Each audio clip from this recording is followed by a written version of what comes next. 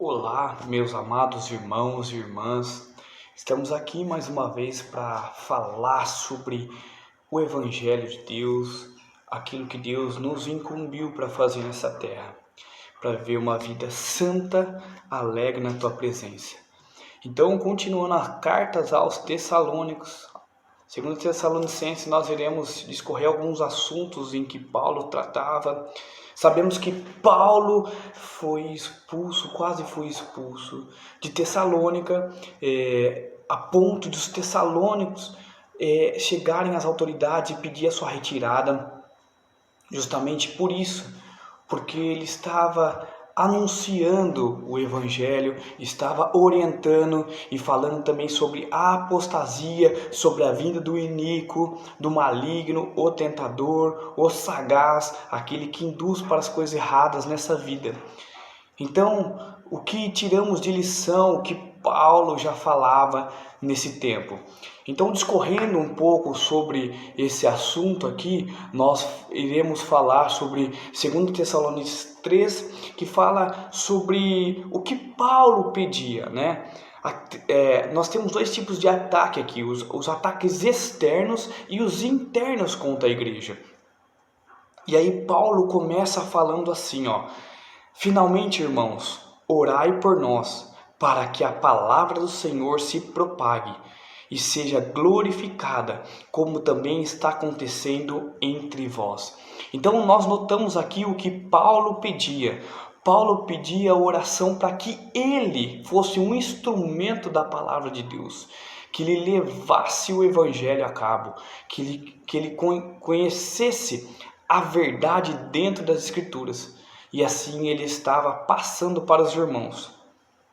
E aí ele vai falar assim no verso 2: e para que sejamos livres dos homens perversos e maus, porque a fé não é de todos.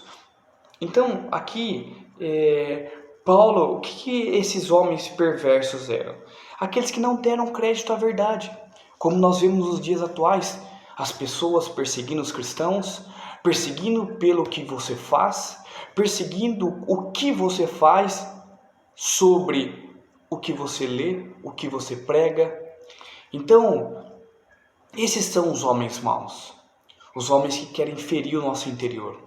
Mas se nós sabemos administrar esses dardos inflamados, nós sabemos orar e direcionar essa oração ao Deus Altíssimo. E aí no 3 ele continua: todavia o Senhor é fiel, e ele vos confirmará e guardará do maligno. Irmãos, o Senhor é fiel, não, ele protege os seus. Aquele que é filho, o Senhor protege. E aqui fala, todavia, essa palavra todavia fala com um contraste da impiedade do homem. O homem veio para matar, roubar e destruir, porque quem faz isso é o inimigo, e ele usa o homem para isso.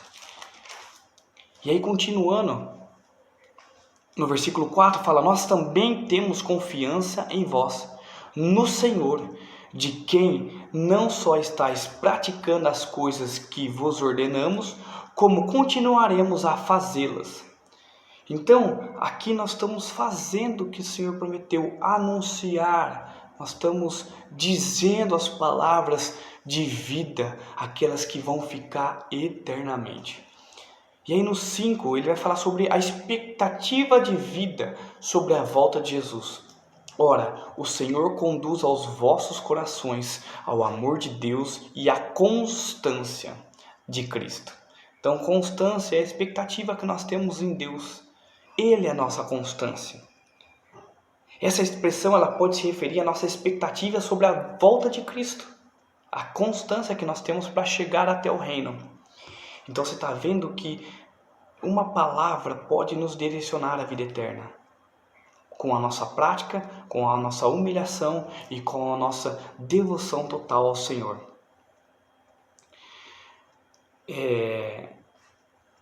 E aí no 6 vai falar sobre os mandamentos de Paulo. Nós vos ordenamos, irmãos, Paulo já falando aqui, irmãos, nós estamos ordenando em nome do Senhor Jesus Cristo que vos aparteis de todo irmão que ande desordenadamente e não segundo a tradição que de nós recebestes. Aqueles irmãos ou aquelas pessoas que nos fazem tropeçar, que nos fazem andar não de acordo com o que Cristo manda, mas nunca devemos deixar de amá-las. Mas aí no versículo 11 ele fala: pois de fato estamos informados de que entre vós há pessoas que andam desordenadamente, não trabalhando, antes se intrometem na vida alheia. Se você é um cristão que é perseguido, louvado seja o Senhor, porque isso mostra que você incomoda o inferno, que você abala a estrutura do maligno. E aí ele vai dizer: a elas, porém, determinadas, está exortada no Senhor Jesus Cristo, que trabalha tranquilamente. O Senhor é tão tranquilo. Comam o seu próprio pão. E vós, irmãos, não vos canseis de fazer o bem, não canseis de anunciar, de pregar, de falar a verdade, porque o Senhor está voltando. Isso são palavras de vida eterna. Caso alguém não preste obediência à nossa palavra, dada por essa epístola, ou pelo que alguém fala sobre o Senhor, notai-o, nem vos associeis com ele, para que não fique envergonhado. Todavia, não o considerais por inimigo, mas adverti-o como irmão. É questão de amar e advertir os caminhos que eles estão andando.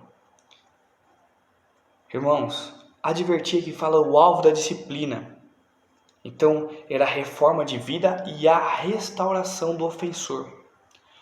Então, nós não devemos incriminar, mas restaurar o ofensor para que veja a vida eterna. E a vida eterna está a todos nós. Creia no Senhor Jesus. Busque hoje. Deixe nos comentários os seus pedidos, os seus anseios. Nós podemos orar, nós podemos falar sobre o reino. Podemos indicar coisas preciosas que nos salvam dessa vida mesquinha, dessa vida caída. Trabalhar, comer, se vestir, ter coisas boas. Não que isso seja ruim, mas que isso toma totalmente o lugar do Senhor. Porque o Senhor veio pobre e se fez eterno, assentado à direita do Pai, porque Ele subjugou todas as coisas. Que nós possamos ser como Jesus, que Jesus possa ser o nosso exemplo, que Jesus possa ser a nossa gratidão, que é por sangue e água, espírito e vida derramado por nós, que Ele nos deu a vida. Louvado seja o Senhor pela sua vida, que Deus abençoe, até mais.